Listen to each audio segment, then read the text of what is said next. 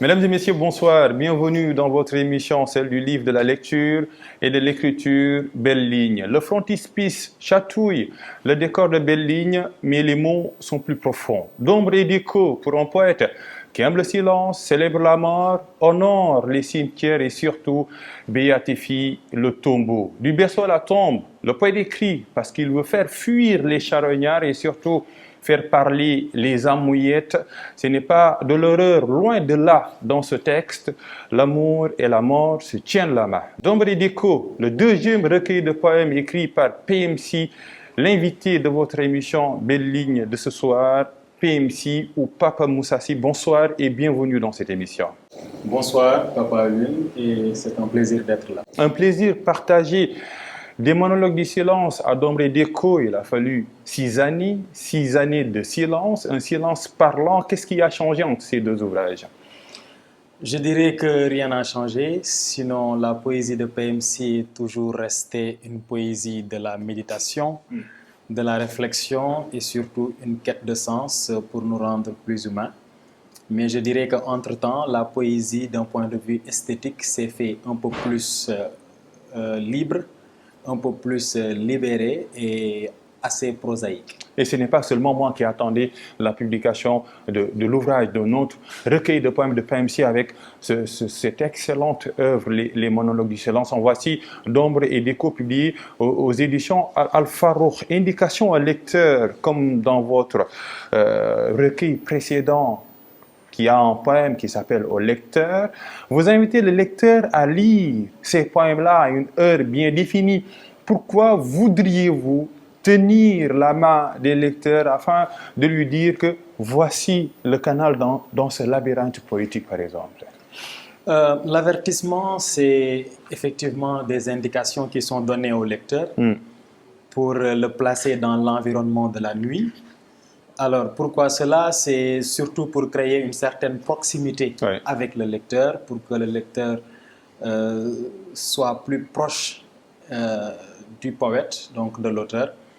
Et la nuit également, parce que la plupart de ces poèmes-là qui composent d'ombres et d'échos sont écrits soit pendant la nuit, soit à une heure où on s'approche un peu de l'aube. Donc, ce sont des poèmes aussi qui parlent de méditation, de réflexion, de quête de sens et surtout du thème de la mort. C'est la raison pour laquelle j'ai jugé que le jour était un peu plus nu que la nuit. La nuit revêt plus de mystère et je pense que ce sont des poèmes qui sont faits pour ce moment-là. Et la nuit, c'est l'antre un peu des poètes. Vous n'êtes pas le seul. Je lis tout simplement un extrait de cet avertissement. Il faut lire ce livre la nuit, à l'heure où les ténèbres envahissent le ciel de leurs ombres, à l'heure où les échos du vent bercent la quiétude de la terre, endormie dans sa fraîcheur solitaire, à l'heure où le spectre de la grande faucheuse plane au-dessus des tombeaux silencieux. Restons avec ce mot, la faucheuse, qui est un peu le maître mot un peu de cet ouvrage. Pourquoi voudriez-vous tisser un recueil de poèmes avec un seul mot, la mort, comme champ lexical et sémantique même? Je pense que le véritable sujet de l'entreprise littéraire, c'est la mort. La véritable quête de la littérature, c'est la mort. Et ça, vous prenez position? Oui. Et il y a toujours eu, d'ailleurs, une relation très étroite entre la poésie et la mort. Et ce, depuis les poètes du Moyen-Âge. Donc, on trouve déjà chez Pierre de Ronsard des évocations de la mort. On se souvient encore de ce vase plein de lait, ce panier plein de fleurs qu'il vient déposer au tombeau de sa défunte bien-aimée. On a aussi des évocations de la mort chez Alphonse de Lamartine avec Julie Charles. On a cela chez Victor Hugo dans Pauca Meaye avec la mort de Léopoldine, Senghor, élégie à Philippe Maguilène. Donc les poètes ont toujours donné une oreille attentive à la mort. Mais je pense que c'est très rare de voir, bien évidemment, un recueil tout entier bâti sur la thématique de la mort. Et c'est justement ce qui fait la particularité de ce livre. PMC, 2 points, poète de la mort, est-ce que ça vous irait? Je pense que la mort est surtout ici un prétexte pour parler d'autres sujets. C'est vrai que la mort constitue la thématique centrale de ce livre, mais ça permet également d'évoquer des questions telles que l'amour, telles que la nature, telles que notre relation avec la divinité. Donc, poète de la mort, je ne pense pas, mais surtout un poète en tout cas qui a une oreille attentive et qui prête une oreille attentive à la faucheuse. En tout cas, parler de la mort nécessite un peu une méditation, une ascension spirituelle. Est-ce que ça vous arrive un peu que vous vous dites qu'il y a trop de spiritualité dans votre poésie, par exemple? La poésie, je pense que ça, c'est l'essence même de la poésie. La poésie est un genre littéraire qui est propice à la réflexion, à la méditation. C'est un genre littéraire capable de saisir l'ineffable et l'indicible.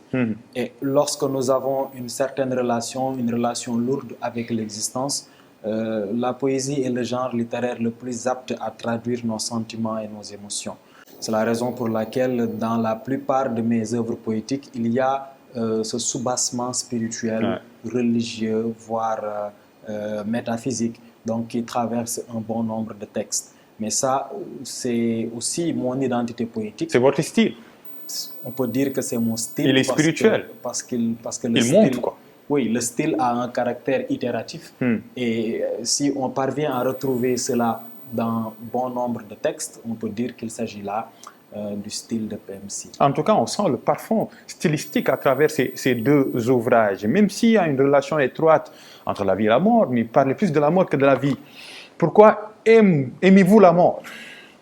Il ne s'agit pas d'un amour pour la mort. Ce n'est pas non plus ici un poète qui invite les gens à mourir. Tout le contraire. Il ne s'agit pas d'une déclaration d'amour, mais c'est une invitation à l'acceptation. Mais surtout, également, d'une invitation à ne pas oublier l'amour. Parce que c'est d'ailleurs cela qui fonde toute l'originalité et la trame du livre. Parce que si nous devons placer la mort devant nous et la définir aussi comme le sens de notre existence, c'est à partir de ce moment-là que nous pouvons nous rendre meilleurs, que nous pouvons devenir des hommes qui non seulement s'inspirent de ce qu'il y a de plus spirituel de la mort, des hommes qui n'ont pas simplement une relation de peur et de crainte vis-à-vis de la mort, mais des hommes qui s'inspirent de la mort et qui cherchent à travers elle à être des hommes meilleurs, à définir le sens de leur existence. Autrement dit, on touche un peu en sujet à une problématique qui est très chère à Jean Portat. Vous êtes plus essentialiste qu'existentialiste. Je peux dire oui, parce que je pense que l'essence, c'est ce qu'il y a de plus important chez l'homme, c'est ce qui le définit, c'est sa définition, c'est sa quintessence. C'est vrai que l'existence aussi, on ne peut pas l'extraire de ce qu'il y a de ce qu'il y a d'essentiel, mais ce qui demeure, ce qui reste immortel en tout cas, c'est évidemment notre essence. C'est important, l'essence qui n'est pas loin un peu de cette vie que vous voudriez qu'elle se voile sous le manteau de la mort. Mais c'est difficile, par exemple, d'idéaliser ce concept, de l'interroger. Parce que parfois, dans l'opinion publique, dans la conscience collective, parler de la mort, être un poète de la mort, si vous le voudriez bien, fait peur. Oui, c'est vrai que dans notre société, surtout dans la société sénégalaise, il y a une certaine relation vis-à-vis de la mort. C'est d'ailleurs très mal vu d'en parler, les gens en ont peur, il y a une superstition qui plane tout autour. Mais dans ce recueil-là, il ne s'agit pas justement de faire peur, mais c'est surtout d'essayer d'en parler de façon artistique, de façon poétique et quelquefois même de façon assez ironique. Mais tout cela avec un seul et unique objectif, comme je l'ai dit tout à l'heure, c'est de faire en sorte que la vie de l'homme ne soit pas dissociée de la mort. Il y a un poème où je dis dorénavant, je vais placer la mort là, à côté de moi, juste là, de telle sorte qu'à chaque fois que je serai tenté de me mettre en colère contre toi ou contre toute autre personne sur terre, je pourrai voir la mort à mes côtés. et là je me souviendrai. Alors, c'est ce genre de rapport-là qui est surtout important ici. Le fait de se souvenir à chaque fois que les choses de la vie sont éphémères, je pense que ça nous permet de redéfinir l'essentiel. C'est important. C'est important. D'ailleurs, vous ne voudriez pas, ou bien dans ce texte-là, que l'on trouve un euphémisme au mot mort. Il faut le nommer, bien le nommer, la mort, bien nommer ce mot. Oui, il ne s'agit pas de refuser l'euphémisme, mais c'est surtout un constat que nous faisons, bien évidemment, dans un poème qui est titré Euphémisme au pluriel, où on parle de toutes ces expressions-là un peu plus douces que les hommes utilisent pour éviter de mentionner le nom du trépas. Dans la langue wolof, on dira de fallaku, nelauna, ainsi de suite. Donc tout ça, ça permet toujours d'éviter de mentionner la mort et cela rappelle aussi la relation de peur et de crainte que les gens ont vis-à-vis d'elle. Et ce poème, c'est à la page 32, euphémisme au pluriel. Je lis le dernier.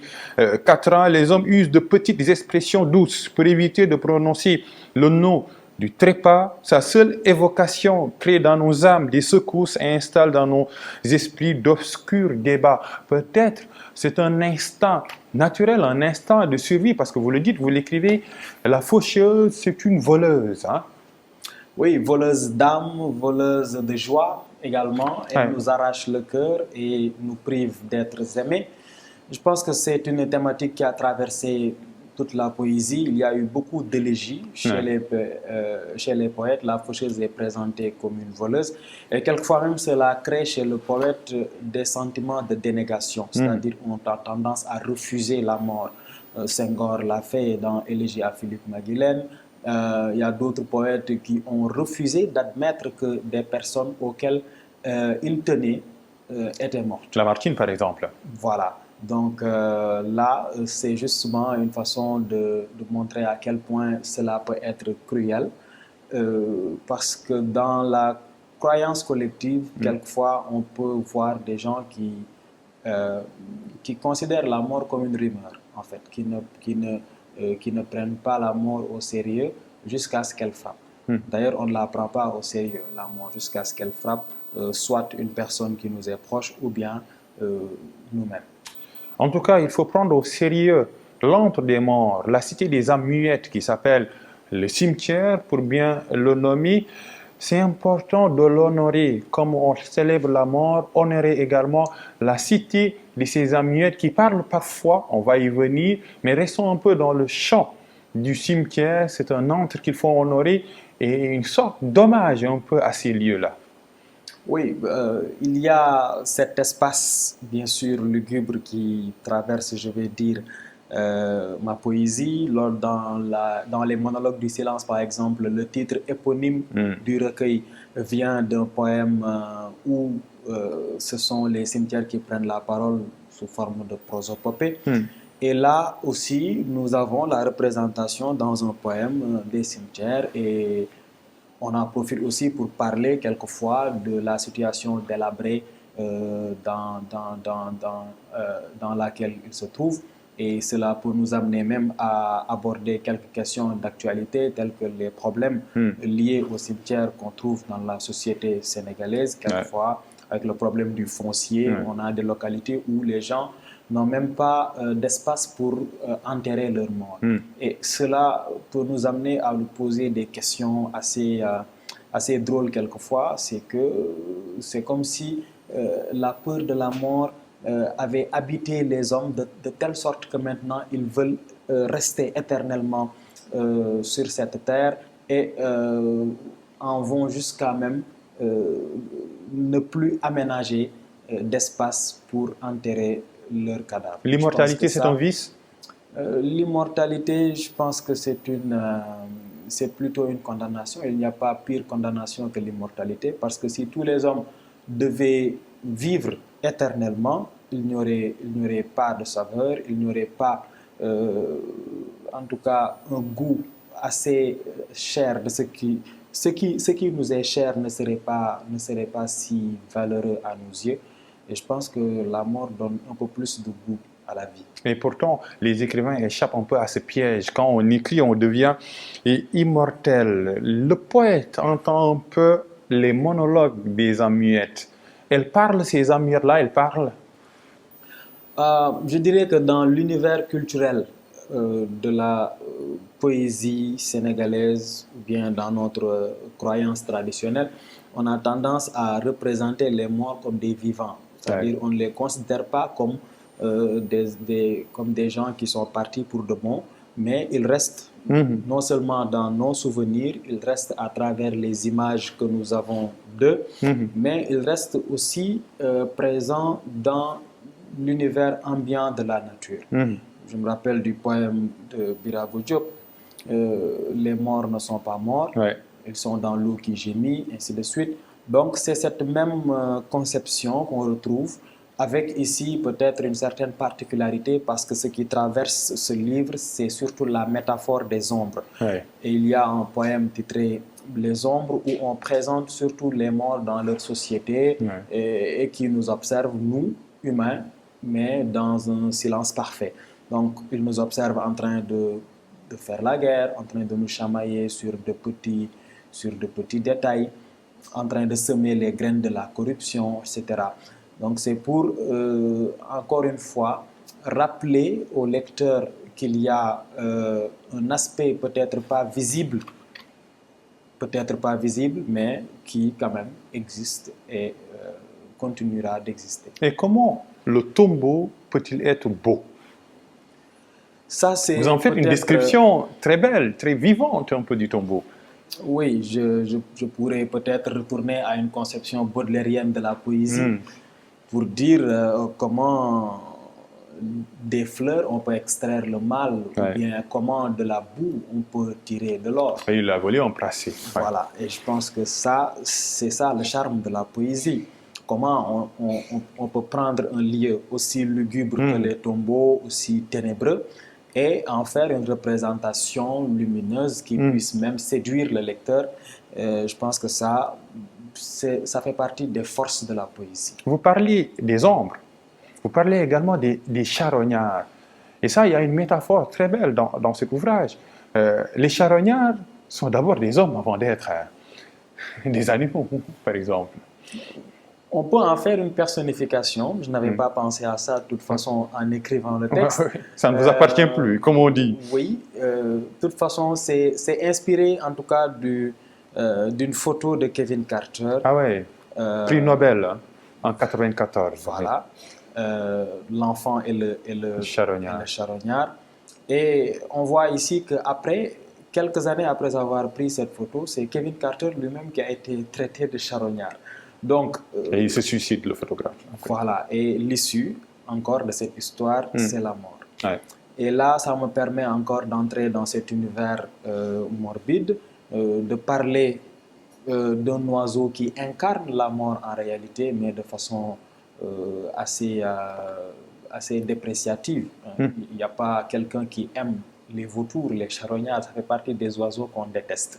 Oui. Et là aussi, le poète exprime toute sa haine pour ces oiseaux-là et les confronte avec d'autres qui sont beaucoup plus admiratifs, comme l'aigle, etc. Ouais. Et c'est tout cela entre dans la croyance collective. Le monde est-il peuplé de charognards en partant un peu de cette personnification? Oui, maintenant, par métaphore, on peut avoir une lecture beaucoup plus actuelle sur ce poème, surtout quand on sait qu'il y a des gens qui vivent avec des milliards dans un monde où il y a la famine. Certains ne parviennent même pas à avoir de l'eau pour boire. Donc, on peut dire qu'effectivement, il y a quelques charognards dans notre société, malheureusement. On a parlé de la vie, des charognards, du tombeau, du cimetière. Mais où est l'amour dans tout cela? L'amour est très présent aussi dans ce recueil. Et je pense même que la thématique de la mort est aussi liée à celle de l'amour, notamment à la philosophie du carpe diem, par exemple. philosophie qu'on trouve dans la poésie de Ronsard, qui est dès aujourd'hui les roses de la vie. C'est-à-dire qu'il ne faut pas perdre du temps quand on se lance dans l'aventure amoureuse parce qu'il y a la mort qui est là. Et on a l'impression que plus le temps passe, plus nous nous approchons d'elle. Ce qui fait que les amoureux, c'est comme s'ils n'avaient pas de temps et qu'ils étaient obligés en tout cas de vivre leur amour ici et maintenant avant que la mort ne frappe. Et on a ici dans Eros et Thanatos un poème qui parle justement de cette relation entre l'amour et la mort à travers des couples célèbres qui ont traversé l'histoire, des couples aussi bien fictifs que réels. On a Quasimodo et Esmeralda, par exemple, dans le roman Notre-Dame du Paris de Victor Hugo. On a aussi des couples tels que Roméo et Juliette, Paris et Hélène, l'empereur perse et Mumtaz Mahal, dont l'histoire est à l'origine du Taj Mahal, qui est en réalité une sépulture. Donc, toutes ces histoires-là nous rappellent qu'il y a des couples dont l'histoire a abouti à la mort et cela permet de dire en fin de vers que c'est dans le lit de la mort que l'amour s'endort, comme le corps sans âme voyage sans retour. De très beaux vers. Est-ce qu'on peut dire, en parlant un peu de ces relations, parce que c'est important, de ces relations entre l'amour et la mort, que l'amour c'est la face visible de l'iceberg, mais la face invisible, c'est la mort au fait. Autrement dit, c'est de la même matière, la même substance, comme ces deux feuilles-là. Oui, on peut dire en réalité qu'aimer, c'est mourir un peu, parce qu'on s'abandonne à l'être, on lui donne une part de soi-même, et il n'est pas exclu de voir dans les relations amoureuses des amants qui se suicident pour rendre éternel leur amour. On a cela chez l'histoire de Rose et Jack, qui est mentionnée dans ce livre, avec Titanic. On a cela aussi dans Roméo et Juliette, Juliette qui se sacrifie pour Roméo, ainsi de suite. Dans l'histoire de Notre-Dame de Paris que j'ai évoquée tout à l'heure, on a Quasimodo qui s'en va donner un gros câlin au cadavre de son amante. Donc, toutes ces situations-là montrent en réalité qu'on ne peut pas parler de la mort sans parler de l'amour. C'est important, ce dernier quatrain de ce beau poème qui s'appelle Eros et Thanatos, je le lis à haute voix, même si vous ne voudriez pas que le lecteur lise ces vers en haute voix et en plein jour. Depuis toujours, l'amour côtoie la mort, tout comme le sort de la nuit est lié au jour. C'est dans le lit de la mort que l'amour s'endort, comme le corps sans âme voyage sans retour. Ces deux sont liés. Ces deux sont liés, effectivement. Mais est-ce qu'on peut faire une déclaration d'amour comme ça à une femme que l'on aime, par exemple, en disant à cette femme-là, je t'aime, mais attention à la mort? C'est toujours la philosophie du carpe diem qui revient. Il y a un poème où j'écris, je t'aime dans toutes les langues du monde, mais hélas, il nous manquera toujours du temps. C'est à cœur rebours, par exemple. Un poème, à cœur rebours. Ouais. Donc, cœur à rebours. Cœur à rebours, oui. Voilà, c'est-à-dire que là, on a comme l'impression que le temps est l'ennemi des amoureux. Et on trouve cela dans une tradition poétique comme Le Lac, par exemple, dans le poème Le Lac, où c'est Julie Charles elle-même qui s'exclame « Ô temps, suspends ton vol ». Donc, cette menace du temps-là, l'horloge qui tourne et dont l'évolution nous rapproche de plus en plus de la mort, constitue également une menace pour les amants qui souhaiteraient vivre leur amour éternellement. Mais hélas, comme je l'ai dit, il n'y a pas assez de temps pour vivre cet amour-là. Il y a le temps. Vous avez le temps de parler un peu de la politique, mais qui est une sorte d'apax dans cet ouvrage. Vous rendez hommage aux victimes du mois de mars, mais ce poète engagé, j'aime pas le mot parce qu'il est un peu galvaudé, est-il absent dans cet ouvrage ou bien penseriez-vous le contraire, autrement dit, vous restez dans le domaine de l'engagement, autrement dit, des thèmes qui sont liés à l'actualité, mais d'une autre manière? Je pense que l'engagement du poète peut s'expliquer différemment. L'engagement, c'est simplement l'intérêt que l'artiste porte à sa société ou aux hommes. Et à partir du moment où on veut écrire pour rendre les hommes meilleurs, je pense qu'on s'intéresse au sort des hommes et à leur être. Maintenant, ce qui fait qu'il y a diverses façons de s'engager. À travers ce poème-là, où je rends hommage, bien entendu, aux disparus du 21 mars, je pense qu'il y a une prise de position politique aussi. Ouais. Rien qu'en leur rendant hommage d'ailleurs, c'est une prise de position politique.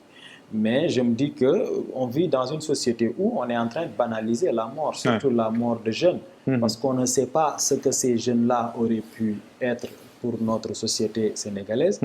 Et je pense que la mort d'une personne seulement est dramatique et fatale, a fortiori quand on parle de 12, 13 personnes.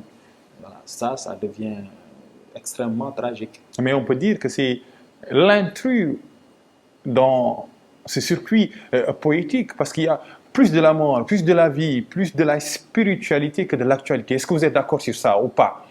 Ou bien c'est un leurre dans la lecture?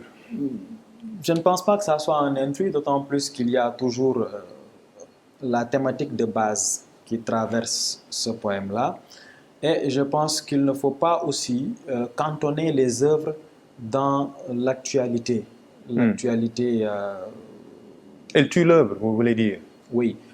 Et personnellement, je pense qu'il n'y a pas un sujet plus actuel que la mort.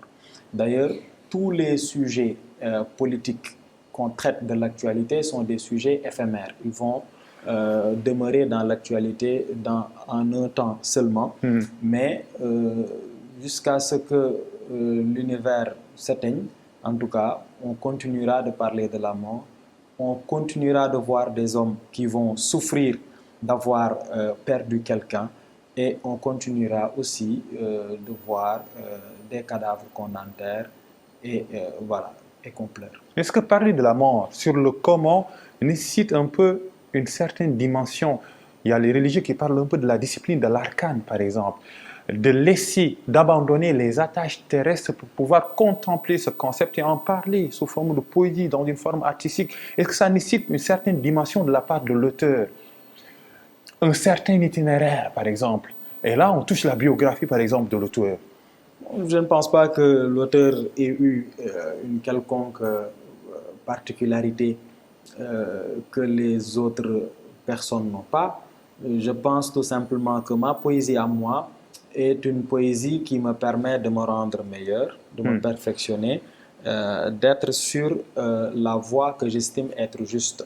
Donc ma poésie, c'est d'abord une poésie qui est faite pour moi-même.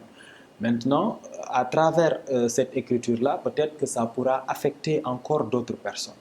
Donc ce n'est pas un donneur de leçons qui se trouve dans ce livre, mais c'est quelqu'un qui se cherche, qui cherche sa voie et qui veut accomplir également cette voie-là avec l'aide du lecteur. Une voie dans le champ spirituel, surtout. Effectivement, ça reste le soubassement de tous mes écrits. Je pense que, comme je l'ai dit au départ, la poésie doit nous faire réfléchir. Elle doit nous pousser à nous interroger, aussi bien sur notre environnement que sur nous-mêmes. Mais aussi, elle doit nous aider à sortir ce qu'il y a de vicieux en nous pour être des hommes meilleurs. En tout cas, vous écrivez également pour un slammer, un poète. Il est toujours là, il nous regarde, les morts ne sont pas morts, et il a un silence parlant, mais on écoute sa voix. Il s'agit un peu d'Al Farrouq. C'était important, hein, quand vous écrivez cet ouvrage-là d'Ombre et d'écho, de penser à lui. Oui, je pense qu'il a beaucoup inspiré ce livre. D'ailleurs, il en est peut-être la véritable source d'inspiration. C'est pour lui rendre hommage encore que je l'ai édité chez Al Farrouq Édition, que je remercie au passage. Donc je pense que le décès d'Al Farrouq nous a beaucoup affectés parce que bien qu'on avait des relations à travers la poésie, c'est à travers la poésie qu'on s'est connu, c'est à travers l'écriture qu'on s'est familiarisé. On pouvait rester toutefois des mois sans se parler et tout, mais il y avait une connexion quand même entre nous. Et je pense que son décès nous a beaucoup affectés, particulièrement au sein du collectif Parlons Poésie. On s'était déplacé jusqu'à Bignona pour lui rendre hommage et tout. Mais après cela, c'est un événement qui m'a poussé à opérer un petit retrait et surtout à méditer sur notre relation avec l'existence et tout ça. Parce que je pense que Al-Farouk était un homme qui était juste venu pour nous donner un message. Il était malade, il le savait, il savait qu'il ne lui restait peut-être pas beaucoup de temps. Et malgré tout ça, on ne l'a jamais vu triste. Il a démocratisé le bonheur. Il démocratisait le bonheur, il souriait tout le temps. Et je pense que ça, c'est un enseignement très fort qu'il a laissé derrière lui. C'est un legs important. C'est la raison pour laquelle voilà, il a sa place dans ce livre. Deux recueils de poèmes, Les monologues excellents d'Ombre et d'Eco. Le poète sera un jour romancier, dramaturge, conteur, nouvelliste. Peut-être, tout dépend des thématiques. Comme j'ai dit tout à l'heure, ce sont les thématiques qui définissent le genre littéraire. Lorsqu'on veut parler de l'intelligible, de l'ineffable et tout cela, moi je pense que c'est la poésie qui permet de saisir ces questions. Un jour, peut-être, j'aurai besoin de parler de thématiques qui sont beaucoup plus en phase avec le roman. Et là, peut-être, je me verserai dans ce Et vous n'excluez pas. Je ne l'exclus Vous n'êtes pas un poète, comme Senghor, par exemple, le président poète. Pour le moment, j'aspire à être poète. Et c'est une aspiration. Peut-être qu'un jour, je serai romancier. En tout cas, c'est de l'humilité qui tranche avec ce poème épitaphe qui clôt un peu cet ouvrage. Je vais lire, parce que c'est pas long, ce poème-là. Qu'est-ce que tu voudrais, mon frère, que la postérité inscrive sur ta tombe? Penses-tu déjà à ce tableau funéraire sur lequel vient se percher la colombe? Moi, je voudrais bien qu'on y écrive le nom avec lequel je signe ici. Je veux y lire sans faute et sans dérive, CJ, virgule, le plus noble des poètes, virgule, PMC, point. Avant le point, on ferme les guillemets. C'est une épitaphe, comme vous dites. Le livre part du berceau à la tombe, oui. Et c'est la structure, justement, de ce recueil. C'est important, d'Ombre et d'Eco, le deuxième recueil de poèmes écrit par PMC. En tout cas, merci d'être là. Merci également pour ces échanges. Merci à vous. Le livre disponible chez Al-Farouk Édition, de très beaux poèmes, la mort comme maître mot qui serpente un peu les différents poèmes, mais ce n'est pas tout simplement le sujet qui est apparent dans cet ouvrage. Achetez-le, lisez-le, et surtout la nuit, pas à haute voix comme on l'a fait dans cette émission. Merci à la noblesse anodine qui nous a permis un peu de réaliser cette émission Belle Ligne. Rendez-vous dimanche pour un autre espace du livre, de la lecture et de l'écriture sur ITV.